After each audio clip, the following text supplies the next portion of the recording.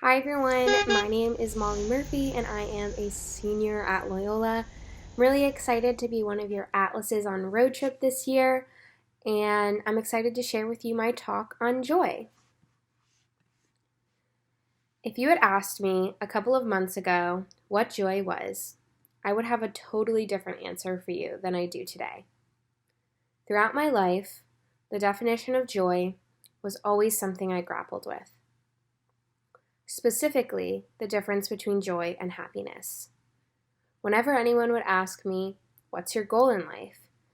I would always respond, "To be happy."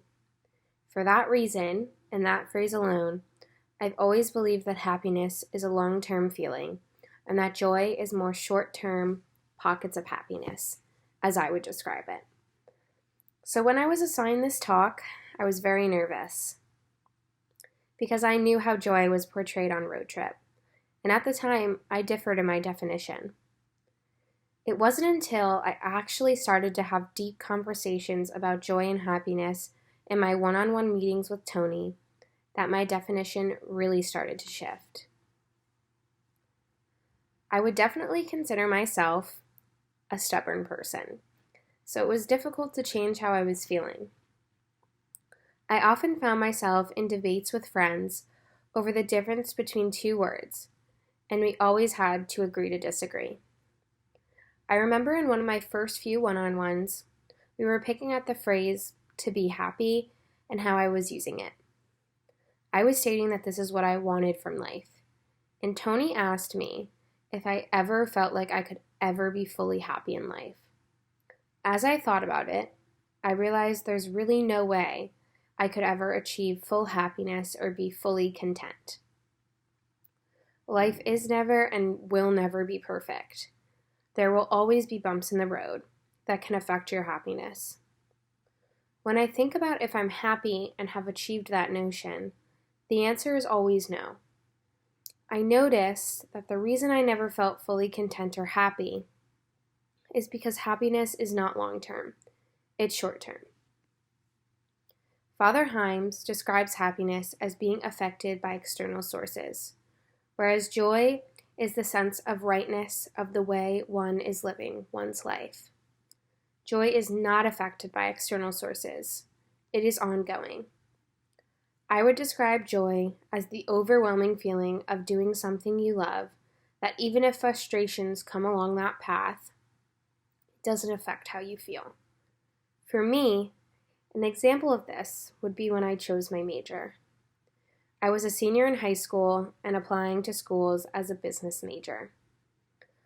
Though all throughout high school, I did no activities that related to that at all. I participated in theater, created a DIY club, and most importantly, I volunteered to teach CCD at my local church.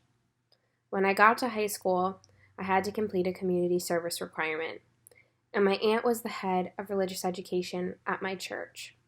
She asked if I would volunteer to teach in their elementary school program, highlighting that I could use it for my requirement. I said yes because I had babysat before and have always loved kids. I went into it thinking I would only do it for 1 year. Little did I know I would fall in love with teaching and watching the kids grow and learn. I continued to volunteer as a catechist throughout all 4 years of my high school experience. I loved it. However, I applied to college as a business major, and anyone who knows me knows I literally could not be farther from anything business related. I remember driving in the car with my mom one day, towards the end of my senior year, and she questioned why I decided to be a business major. My direct answer was to make money. I wanted a solid job where I knew I could make enough money to support myself and a family. My mom told me that she didn't think I should be a business major. She thought it was a bad idea. I was confused and asked her what she thought I should be. And she said she thought I should be a teacher. I responded with the classic, "But teachers don't make any money." And she responded with a phrase that will forever be engraved in my mind. "Would you rather do something you hate every day for the rest of your life and get paid well, or do something you love and get paid a little less? I sat with this moment, and it led me to assess if I had really had a reason besides money to go into business. When I really thought about it, I realized the answer was no. I wasn't interested in a business career. To this day, I'm still disappointed in myself for trying to pick a major based off of how much money I will make, rather than something I love. It's almost embarrassing to say that out loud, to admit that that was the reasoning behind my possible career choice. I think the reason this hits me so hard is because I'm so different from that person I once was. When I heard those words from my mom, I feel like my life changed. It sounds cheesy, but had I not had that conversation with her, who knows where I would be today. Once I got to Loyola, I started taking education courses and field experiences. I fell in love with the major and the idea of becoming a teacher. Now, in my senior year, I'm student teaching and creating multiple different lesson plans and activities. As a teacher, you learn quickly that not all classes or students will respond to the lesson you have planned. Or it might not go the way you thought it would. I've had anywhere from tech issues, students not paying attention or listening, or even disengagement. Sometimes this can be frustrating because you can spend hours on one lesson plan and it doesn't pan out the way you want. This is where joy comes in. I love my major and I love teaching, but it can be frustrating at times. However, that will never change my perspective of my major.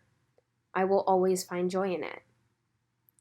I'm a big believer in everything happens for a reason, and that everything that has gone on in our lives have led us straight to where we are now.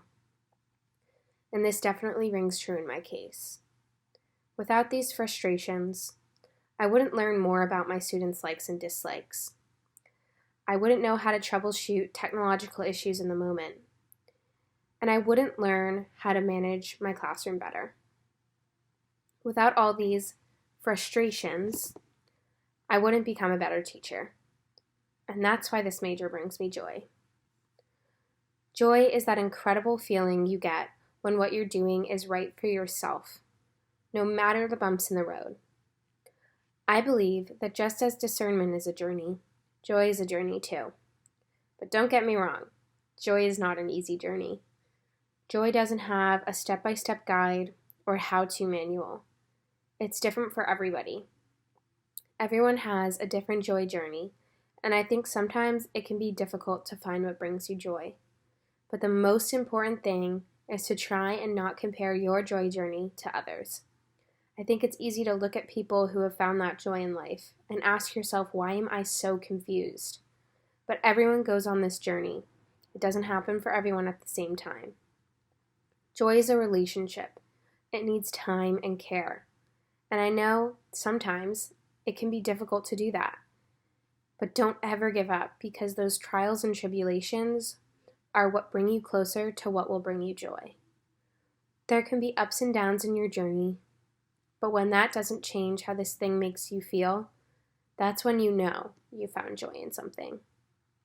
I wanted to share my journey to joy with you all as an example, to show you all the internal battles I went through to get to where I am now.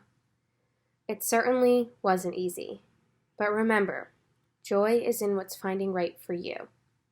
So please take my journey as a roadmap, not a manual. Accept the curves life throws at you, because it will lead you to joy. I hope you can all find your own joys in life, because they are so very special.